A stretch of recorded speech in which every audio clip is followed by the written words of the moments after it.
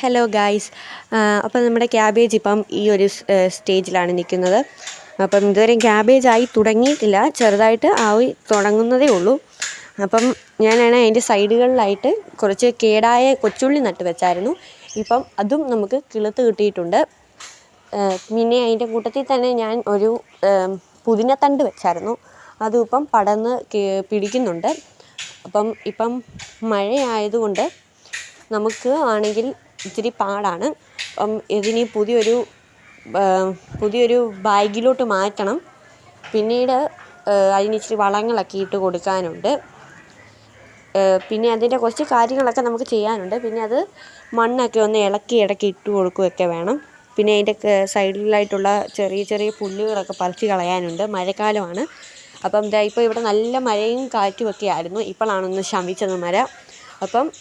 ഈ മഴയായതുകൊണ്ട് ഇപ്പം നമുക്കൊന്നും ചെയ്യാൻ പറ്റാത്ത അവസ്ഥയാണ്. മഴയൊക്കെ മാറിയിട്ട് വേണം നമുക്കിതൊക്കെ ചെയ്യാൻ. ഇത്രയേ ഉള്ളൂ. ബായ്.